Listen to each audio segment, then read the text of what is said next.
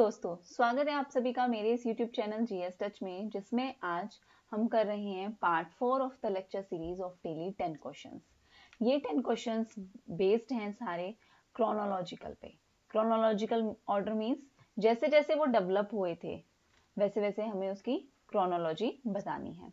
ये क्वेश्चंस थोड़े से डिफिकल्ट पड़ते हैं, बट इसमें एक पॉइंट है, एक आप लूपहोल निकाल सकते हैं कि अगर आपके पास 4 ऑप्शंस है क्वेश्चन में, तो अगर उनमें से आपको एक या दो के भी ईयर पता है ना, तो आप क्वेश्चन इजीली क्रैक कर सकते हो।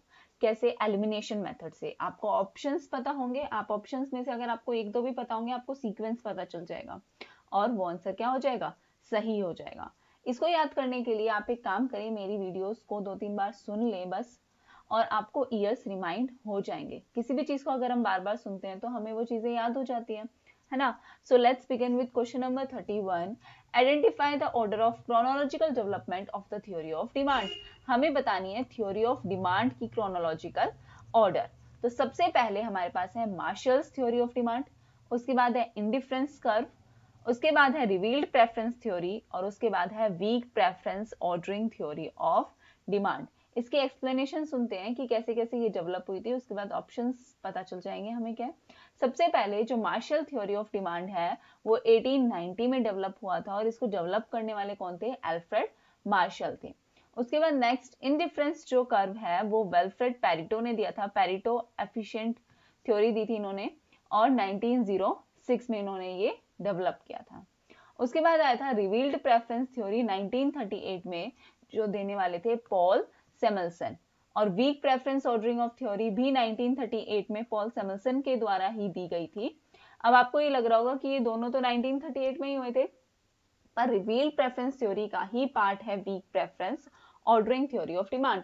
Revealed preference theory of demand में पॉल सेमल्सन ने दो थ्योरी दी थी, एक तो वीक प्रेफरेंस ऑर्डरिंग और एक स्ट्रॉन्ग प्रेफरेंस ऑर्डरिंग। तो सबसे पहले ऑब्वियसली उन्होंने रिवील्ड प्रेफरेंस थ्योरी दी होगी, उसी के बाद उसके दो पार्ट्स किए होंगे ना। तो सबसे पहले आएगा सी एंड देन ऑप्शन आएगा डी। अगर आपको ये दो चीजें भी याद रहती है ना, तो ऑप्शन देखना आप, सी और डी। ऐसा कौन सा ऑप्शन है जिसमें सी और डी लास्ट में आ रहा है? यही है। फर्स्ट थे हमारे मार्शल थ्योरी ऑफ डिमांड, उसके बाद आया पेरिटो ऑप्टिमम, और उसके बाद आया Pareto optimum means indifference curve, और उसके बाद रिवील्ड प्रेफरेंस थ्योरी, और उसके बाद weak preference theory of demand.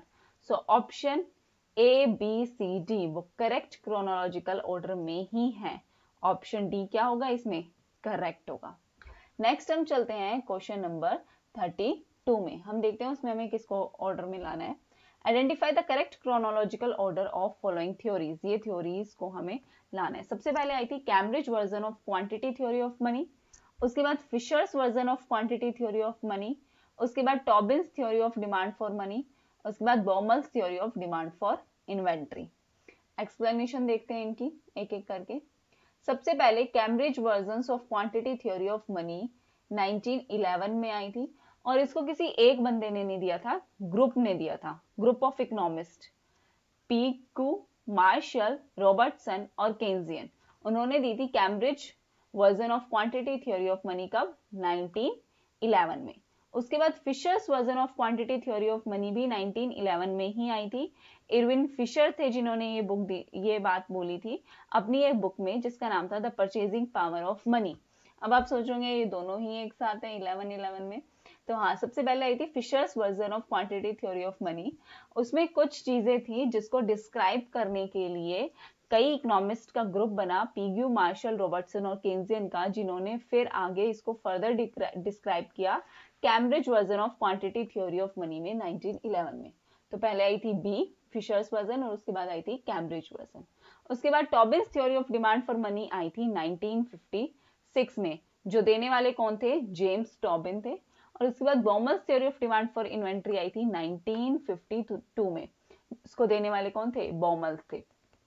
तो सबसे पहले आई थी कैम्ब्रिज थ्योरी, कैम्ब्रिज, फिशर्स आई थी, फिर कैम्ब्रिज बी ए, उसके बाद बॉमल्स थ्योरी आई थी, और उसके बाद क्या आई थी? टॉबिन्स थ्योरी आई थी। तो ऑप्शन क्या है? B A D C. B मतलब फिशर्स, उसके बाद कैम्ब्रिज, और कैम्ब्रिज के बाद बॉमल, और फिर टॉबिन। तो B A D C is correct option. Option B is correct for this chronological order. Next अब हम चलते हैं क्वेश्चन नंबर 33 में, जिसमें हमें बताना है identify the correct chronological order of the following. A option है हमारे पास Keynesian consumption function, B option है हमारे पास लाइफ साइकिल हाइपोथेसिस, ये तो सबको ही पता होगा, मोदी-गिलानी अप्रोच है, बहुत ही फेमस, मास्टर्स में जरूर ये क्वेश्चन आता है। सी है रिलेटिव इनकम हाइपोथेसिस और डी है हमारा फ्राइट्समैन परमानेंट इनकम हाइपोथेसिस। हमेशा की तरह पहले एक्सप्लेनेशन सुनते हैं, उसके बाद ऑप्शन हमें पता ही चल जाएगा। केन्जियन कंजम्पशन फंक्शन आया 1936 में, जिसको देने वाले थे जेएम केन्स। उसके बाद लाइफ साइकिल हाइपोथेसिस आई थी 1957 में, जिसको दिया था फ्रैंको मोदी-गिलानी ने, जिसको मोदी-गिलानी अप्रोच भी बोला जाता है। उसके बाद आई थी रिलेटिव इनकम हाइपोथेसिस आई थी 1949 में, जिसको देने वाले थे ड्यूजेनबेरी। और फ्राइट्समैन परमानेंट इनकम हाइपोथेसिस भी 1957 में आई थी, जिसको देने वाले थे मिल्टन फ्राइडमैन, और ये नोबेल प्राइज विनिंग इकोनॉमिस्ट है मिल्टन फ्राइडमैन। ठीक है, तो ऑप्शंस के हिसाब से देखते हैं। सबसे पहले आई थी केन्जियन, उसके बाद आई थी रिलेटिव, और उसके बाद बी या डी लाइफ साइकिल और फ्राइडमैन। ऑप्शंस के हिसाब से देखते हैं, ऑप्शन के हिसाब से ही आंसर पता चलते हैं हमेशा। तो सबसे पहले आई ए कौन सी थी बताओ? ए थी हमारी केन्जियन फंक्शन, उसके बाद कौन सी थी हमारी रिलेटिव इनकम हाइपोथेसिस सी, और उसके बाद लाइफ साइकिल भी हो सकती है और फ्राइडमैन भी हो सकती है। तो ऑप्शन उसके हिसाब से हमारा आ रहा है सी। अब आप देख सकते हो ए और सी ऐसा कोई ऑप्शन ही नहीं है, सिर्फ ए और सी सबसे पहले है। सबसे पहले जेएम केन्स आएगा। अगर आपको जेएम केन्स भी याद है ना, तो भी आप आसानी से टिक कर दोगे, आपको पीछे का याद करने की जरूरत ही नहीं पड़ेगी। ए ऑप्शन सिर्फ इसमें ही आ रहा है, और ऐसा नहीं है कि ये इस वाले पेपर में ही ऐसा हुआ है, अधिकतर पेपर्स में ऐसा ही होता है, क्योंकि सबको पता है कि ईयर्स याद करना इतना आसान नहीं होता। ठीक है, अब हम चलते हैं क्वेश्चन नंबर 34 पे, जिसमें हमें बताना है correct chronology of the stages of Marxian model of economic development. Economic development में मार्क्सियन ने क्या थ्योरी दी थी? वैसे तो पता ही होगा। सबसे पहले उन्होंने बताया था मटेरियलिस्टिक इंटरप्रिटेशन ऑफ हिस्ट्री के बारे में। उसके बाद उन्होंने बात की सरप्लस वैल्यू के बारे में। उसके बाद उन्होंने बात की कैपिटल एक्यूमुलेशन के बारे में, इकट्ठा किया। और उसके बाद कैपिटलिस्ट क्राइसिस आ गए। ठीक है, उन्होंने ये थ्योरी दी थी, 4 कंसेप्ट दिए थे कार्ल मार्क्स ने, जिसमें सबसे पहले उन्होंने इंटरप्रिटेशन, फिर सरप्लस वैल्यू, फिर कैपिटल एक्यूमुलेशन, और फिर डाउनफॉल ऑफ कैपिटलिज्म, जिसको हम कैपिटलिस्ट क्राइसिस भी बोलते हैं। तो नीचे से ऑप्शन चल रहा है डी, सी, बी और फिर ए। तो ऑप्शन सी इज करेक्ट। अगर आप ये चाहते हो कि मैं इन सबको एक एक करके डिस्क्राइब करूं, तो प्लीज आप मेंशन कर देना कमेंट बॉक्स में, मैं सारी थ्योरीज एक्सप्लेन कर दूंगी। उसके बाद हम चलते हैं क्वेश्चन नंबर 35 में, जिसमें हमें बताना है हेरोल्ड मॉडल्स ऑफ डेवलपमेंट का सीक्वेंस। अब आप जरा, अगर आपने मेरी पहले की वीडियोस देखी होंगी, तो हम तीनों में हेरोल्ड मॉडल, सोलो मॉडल आता ही आता है। हमेशा ये क्वेश्चंस आएंगे ही आएंगे, कुछ भी कर लो आप चाहे। तो हम देखते हैं प्रोफेसर हेरोल्ड, हम आराम से समझते हैं पूरी इस चीज को। Professor R.F.. हेरोल्ड थे, जिन्होंने 3 मेन इश्यूज पे बात की थी। मतलब उनका कंसंट्रेशन था ग्रोथ मॉडल पे। ठीक है, उन्होंने 3 मेन इश्यूज के बारे में बात की थी। First, how can steady growth rate be achieved with a fixed capital output ratio. अगर हम कैपिटल आउटपुट रेशो फिक्स्ड रखते हैं, मतलब कैपिटल कोफिशिएंट और फिक्स्ड सेविंग इनकम रेशो रखते हैं, तो प्रोपेंसिटी टू सेव कितना होगा।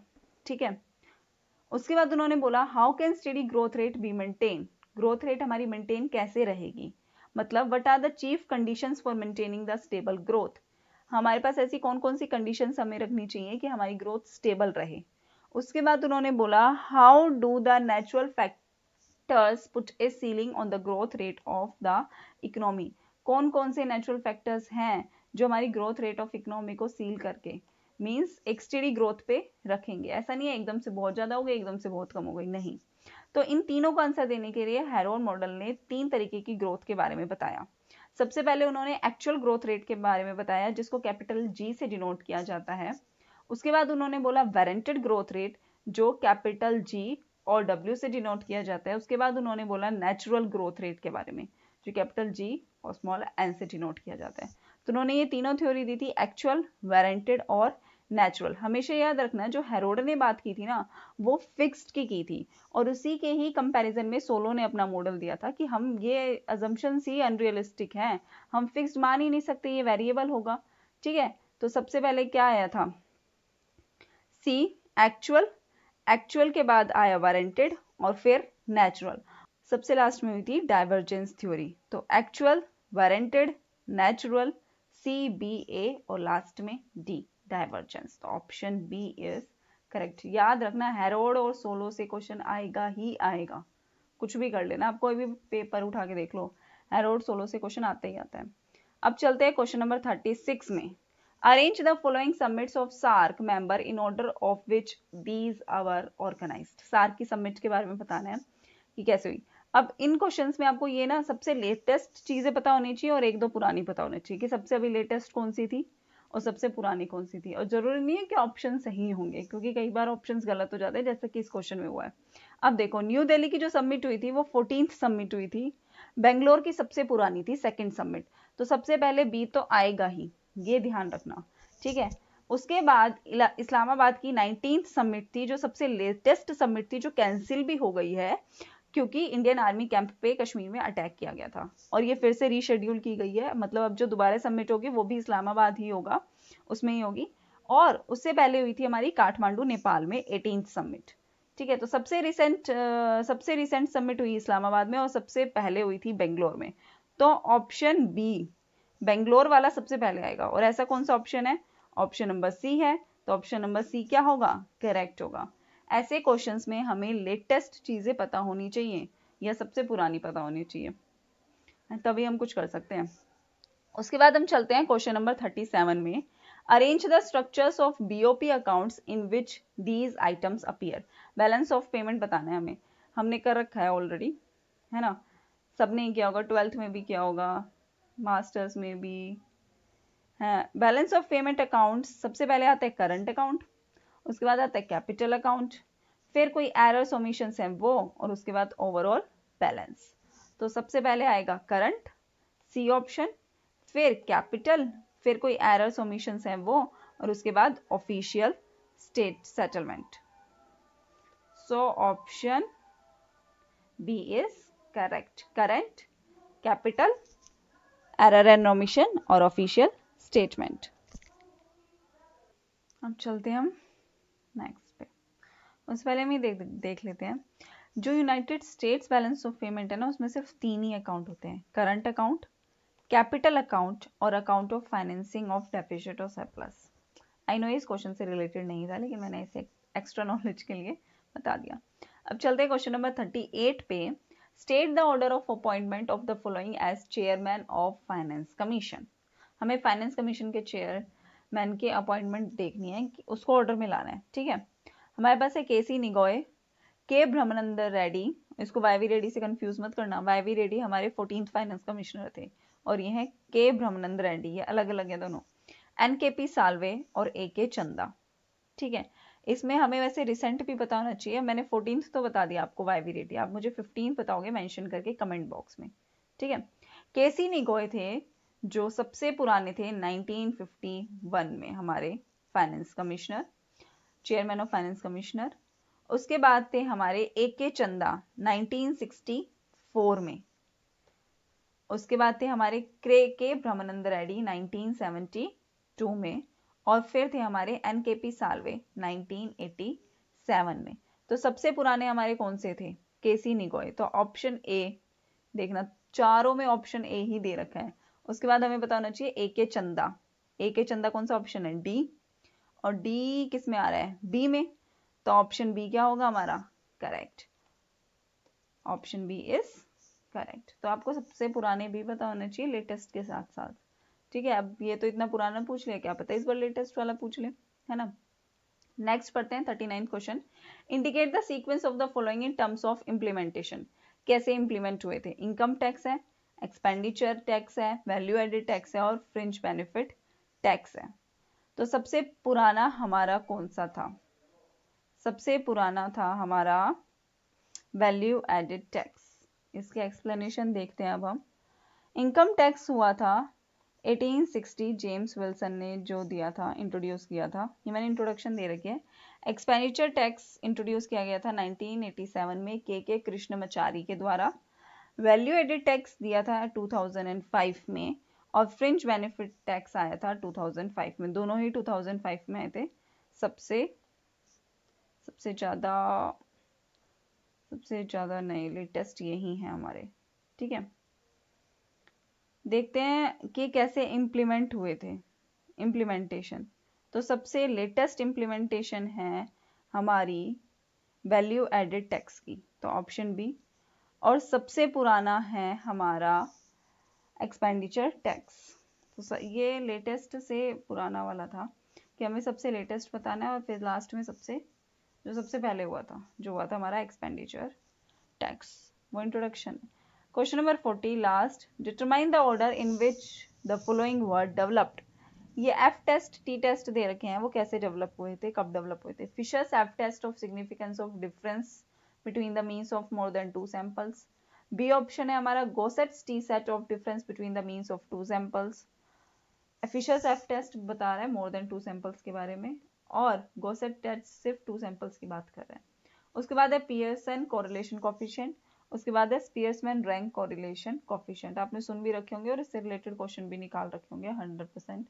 तो देखते हैं, फिशर्स एफ टेस्ट जो था वो आया था 1920 में। उसके बाद गोसेट्स टी सेट्स आया था 1876 में।